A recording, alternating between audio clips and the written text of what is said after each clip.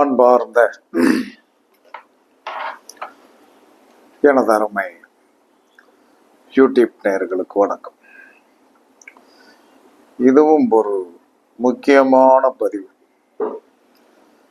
இன்னும் கிராமத்தில் என்ன சொல்றான்னா, ஒரு பொருள் தொலைந்து விட்டது, கிடைக்குமா கிடைக்காதா இப்படின்னு இன்னும் மக்கள் ஜோதிடர்கிட்ட கிராமத்து பாணியில சொன்னா நிலையம் கேட்கணும் அப்படின்னா, நிலையம் என்பது நிலையம் அதாவது நிலையமாக மாறிவிட்டது. அப்ப இந்த ஜோதிட சாஸ்திரத்துல ஒரு திருடு போயிடுச்சு, ஒரு பொருள் காணாம போயிடுச்சு, அதை கண்டுபிடிப்பதற்குண்டான வாய்ப்புகள் ஜோதிடர் என்ன செய்யலாம் அப்படின்னா, கிடைக்கும் அல்லது கிடைக்காது, இவ்வளவுதான் சொல்ல முடியும். என்ன அழுத்தி கேட்பாங்க, அது சொந்தத்துல போயிருக்கா அந்நியத்துல போயிருக்கா இதெல்லாம் கேட்பாங்க. அது அந்த சூழ்நிலைக்கு தக்கன ஒரு சில இதுகள் இருக்கு. எல்லாமே ஜோதிடம் கமர்ஷியல் அப்படிங்கிறது கிடையாது, கமர்ஷியல் என்பது கிடையாது. அப்ப கமர்ஷியல் என்பது கிடையாது அப்படின்னு சொல்லி வரும்போது என்ன நடக்கும் அப்படின்னா, கொஞ்சம் நமக்குன்னு ஒரு வில் பவர் இல்லைன்னா நம்மளுடைய ஒரு அமைப்பு. ஜோதிடம் சொல்லும் போது எல்லாருமே படித்த அந்த ஆதிபத்தியம்லாம் அந்த இடத்துல ஞாபகம் வராது, அதை வச்சு நீங்க சொல்லவும் முடியாது. இன்னைக்கு ஜோதிடம் சொல்றவங்களுக்குன்னு ஒரு தனித்திறமை எங்கேயோ ஒரு இடத்துல இருக்கும். அது எப்படி சொல்றாங்கன்னா, அவங்களாலே சில நேரங்களில் சொல்லி கொடுக்க முடியாது. அதனாலதான் அந்த காலத்துல குருவும் கொலையும் கொடுத்துட்டு போனாங்க. எனக்குள்ள சக்தி உனக்கு கிடைக்க, அது எப்படி கிடைக்குன்னு தெரியாது, அதே மாதிரி சொல்லுவாங்க. சாமி ஆடுறவங்க எல்லாம் அப்படிதான். சாமி ஆடுற ஒருத்தர் இறந்து போயிடுவாரு, அதுக்கடுத்து அந்த நெக்ஸ்ட் ஒன்று அந்த இடத்துல ஆடும். எப்படி ஆடுதுன்னு தெரியாது, அது இயற்கைக்கு தான் தெரியும். அந்த விதத்தில் என்ன சொல்றான்னா, இந்த பிரசன்ன ஜோதிடத்துல இப்போ ஒருத்தர் வர்ற டயத்துக்கு என்ன லக்கணம் ஓடுதுன்னு போட்டு ஒரு கணக்கு சொல்றதுல இது ஒரு வித்தியாசமான முறை. அப்படின்னா, பிரசன்னத்துல நாம ஒரு லக்கணம் போட்டாச்சு. இப்ப சாஃப்ட்வேர் இருக்குது, டயத்தை பார்க்குறோம், டயத்தை பார்த்து அவங்க வந்த நேரத்தை வச்சு நம்ம போட்டுறோம், ஒரு லக்கணம் விழுகுது. அந்த லக்கணத்திற்கு 6ஆம் இடத்தை தான் முக்கியமா பார்க்கணும். லக்கணம் என்பது ஒரு குறிகாட்டி. அந்த லக்கணத்திற்கு 6 குடையவர், 6ஆம் இடம் 6 குடையவர். இந்த ஒரு பொருள் தொலைஞ்சு போச்சுன்னு வாராங்க, லக்கணம் போட்டாச்சு. லக்கணத்திற்கு 6 குடையவர் அல்லது 6ஆம் இடத்தோடு 11 குடையவருடைய தொடர்பு கிடைத்தால், லக்கணத்திற்கு 11 குடையவர் தொடர்பு கிடைத்தால் பொருள் கிடைக்கும் என்று சொல்லிவிடலாம். தைரியமா சொல்லுங்க, பொருள் கிடைக்கும். அதே சமயத்துல லக்கணத்துக்கு 6 குடையவருடனோ அல்லது லக்கணத்திற்கு 6ஆம் இடத்திலோ கேது இருந்தால் அந்த பொருள் வீட்டில் தான் இருக்கிறது என்று சொல்லணும், வீட்டில தான் இருக்குன்னு சொல்லணும். அது கண்டிப்பாக இருக்கும். அடுத்து லக்கணத்துக்கு 6 குடையவருடனோ அல்லது 6ஆம் அதிபதி குடையவரோடோ சனி சம்பந்தப்பட்டு விட்டால் பொருள் இல்லை, போய்விட்டது, போயிருச்சுன்னா போயிருச்சுதான்.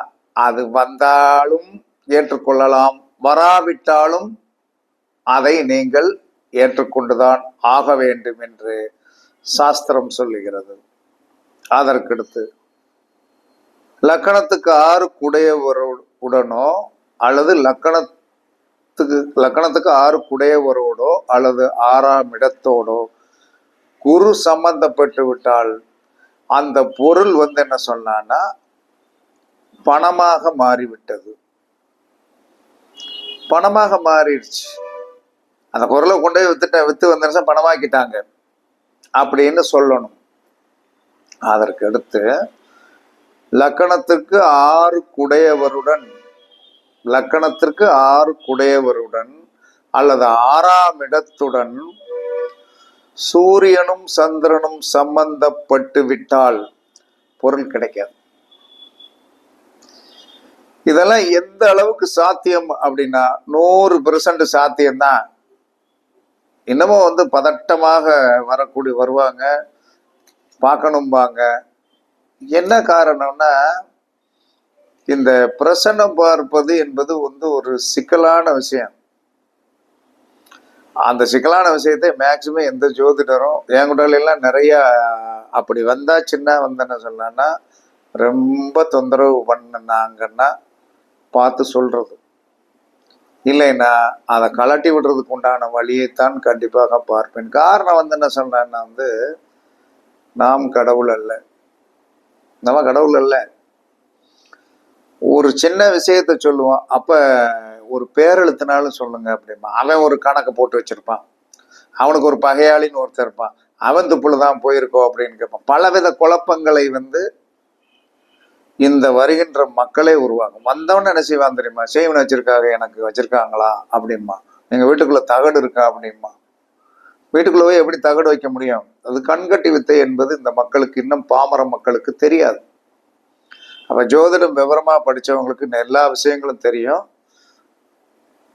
செய்வினை என்பது உண்டு, ஆனால் எல்லாருக்கும் அது செயல்படுமா என்பது இல்லை. ஆனால் செயல்படும். எல்லோருக்கும் செயல்படுமா? எல்லோருக்கும் செயல்படாது, ஆனால் செயல்படும். யாருக்கு செயல்படும் அப்படிங்கிற இப்படி நிறைய விளக்கத்தை சொன்னாலும் ஜோதிடத்தில் அவங்க பிடிச்சது தான் பிடிச்சிட்டே இருப்பாங்க. மக்கள் இன்னும் அவங்க பிடிச்சதான் பிடிச்சிட்டு இருப்பாங்க. ஏன்னா அவங்களுக்கு ஒரு சாட்டிஸ்பேக்ஷனான பதில் வேணும். அது நடக்குதோ நடக்கலையோ, ஜோசியர்னா பொய் சொல்லு அப்படிமா, சித்தனும் பொய் எழுதுவான் அப்படின்னு தானே சாஸ்திரத்துல சொல்லியிருக்கு. நீங்க பொய்னாலும் சொல்லுங்கடா அப்படிமா. இதுதான் உண்மை.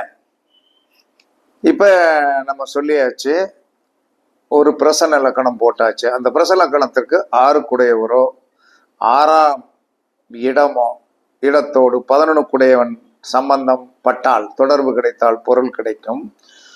6 குடையவனுடனோ 6ஆம் இடத்துடனோ கேது சம்பந்தப்பட்டால் வீட்டில் பொருள் உள்ளது. 6 குடையவனுடனோ 6ஆம் இடத்துடனோ சனி சம்பந்தப்பட்டால் பொருள் போய்விட்டது. போய்விட்டதுன்னா சுவாகான்னு அர்த்தம்.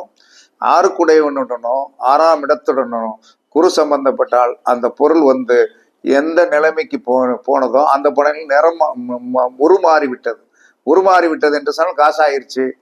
எடுத்துட்டு போன பொருளுக்கு தக்கன தங்கமா இருந்தா உருக்கிடுவான், அவ்வளவுதான். பணமா இருந்தா சரி எப்படி உருமாறிடுச்சுன்னு சொல்ல முடியும்? அப்ப தங்க பொருளை எடுத்துட்டு போனா உருக்கிடுவான். அதனாலதான் என்ன சொல்றான்னா பணமாக மாறிவிட்டது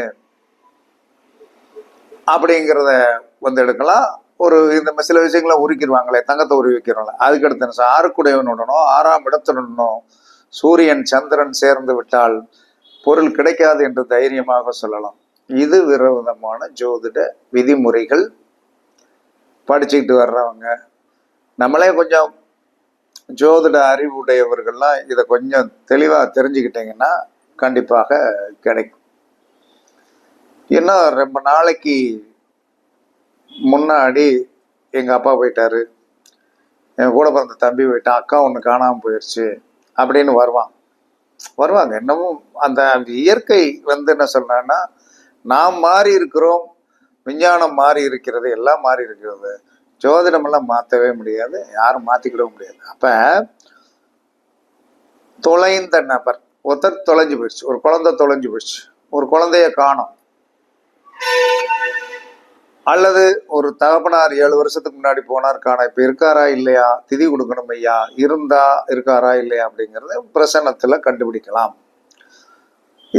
இது அந்த பொருள் சார்ந்த விஷயத்திற்கு, திருட்டு போனதுக்கு இதெல்லாம் அது மேல் சொன்னதை விட அதுக்கடுத்து இதை விட கொஞ்சம் வித்தியாசமாக ஒரு பிரசன்னம் தான்.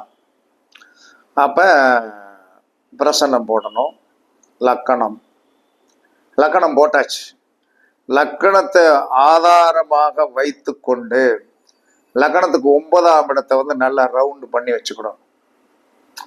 ஒரு பிரசனம் போட்டாச்சு, லக்கணம் விழுகும். லக்கணத்துக்கு 9ஆம் இடத்தை வந்து என்ன சொன்னாலும் நீங்க லக்கணமா மாத்திரணும். லக்கணம் அது ஆரம்ப புள்ளி, 9ஆம் இடத்தை லக்கணமா மாத்திட்டு இந்த 9ஆம் அந்த 9ஆம் இடத்திற்கு வந்து என்ன சொல்றான்னா வந்து 9ஆம் இடமா நீங்க லக்கணத்தை மாத்திட்டீங்கன்னா அந்த 9ஆம் இடத்திற்கு 6 குடையவன், 9ஆம் இடத்துக்கு 6 குடையவன், 9ஆம் இடத்துக்கு 6 குடையவன் இருக்கான் இல்லையா? 9ஆம் இடத்தை இப்ப நம்ம லக்கணமா மாத்தியாச்சு. அது என்ன லக்கணம்னு பார்த்துட்டு அந்த 9ஆம் இடத்திற்கு 6ஆம் இடம்னு ஒண்ணு இருக்கும் இல்லையா? அந்த இடத்திற்கு 9ஆம் இடத்திற்கு 10 குடையவன், 9ஆம் இடம் வந்து லக்கணமாக வைத்து 9ஆம் இடத்துக்கு 10 குடையவன் அந்த 9ஆம் இடத்துக்கு 6 குடையவனோடு சம்பந்தப்பட்டால் யார் காணாமல் போனாரோ அந்த நபர் இல்லை என்று தைரியமாக சொல்லலாம். அதே 9ஆம் இடத்தை லக்கணமாக வைத்து 9ஆம் இடத்துக்குரியவன், 9ஆம் இடத்துக்குரியவர் இருக்காருலே, அவர் தானே லக்கணம். அந்த 9ஆம் இடத்திற்கு வந்து என்ன சொல்றான்னா வந்து 6 குடையவன் இருக்காரு. 9ஆம் இடத்துக்கு 6 குடையவன். அந்த 6 குடையவனோடு லக்கணம், நாம குறிச்ச லக்கணம் சம்பந்தப்பட்டால் அந்த நபர் இருக்கிறார்,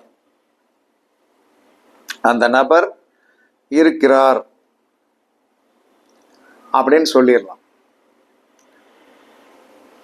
முதல் சொன்னது லக்கணத்தை லக்கணம் ஒன்று போட்டீங்க, போட்டுக்கிட்டு 9ஆம் இடத்தை லக்கணமா மாத்திரணும். அந்த 9ஆம் இடத்திற்கு 6ஆம் இடத்திற்குரியவரோடு 9ஆம் இடத்திற்கு 10ஆம் இடத்திற்குரியவர் சம்பந்தப்பட்டால் நீங்கள் கேட்ட நபர் இல்லை. அடுத்த பாயிண்ட்,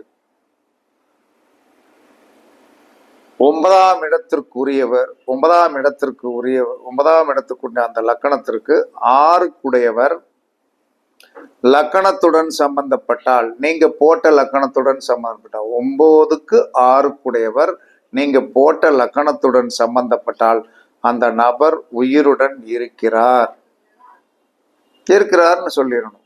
அதே சமயத்துல 9ஆம் இடத்திற்கு 6 குடையவர் 9ஆம் இடத்திற்கு 4 குடையவரோடு சம்பந்தப்பட்டால், 9ஆம் இடத்திற்கு 4 குடையவரோடு சம்பந்தப்பட்டால் அந்த நபர் வரமாட்டார்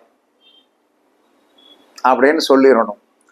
அதே சமயத்துல 9ஆம் இடம் லக்கணமாக வைத்து அதற்கு 6 குடையவர் 11ஆம் இடத்திற்கு 9க்கு 11ஆம் இடத்திற்குரியவரோடு 9க்கு 11ஆம் இடத்திற்குரியவரோடு சம்பந்தப்பட்டால் அந்த நபர் வருவார் அப்படின்னு சொல்லலாம். கொஞ்சம் குழப்பம். ஒன்றுக்கு 2 தடவை வீடியோ பண்ணிங்க, இன்னொரு தடவை சொல்லிடுறேன்.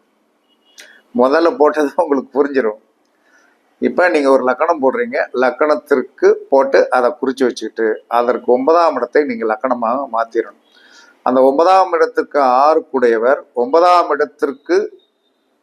இடம் லக்கணமாக போட்ட லக்கணத்திற்கு 10 குடையவர் யாரோ அவரோடு அந்த 9ஆம் இடத்து 6 குடையவர் சம்பந்தப்பட்டால் அந்த நபர் வந்து என்ன சொன்னான்னு இல்லைன்னு சொல்லிடணும், வரமாட்டார்னு சொல்லிடணும்.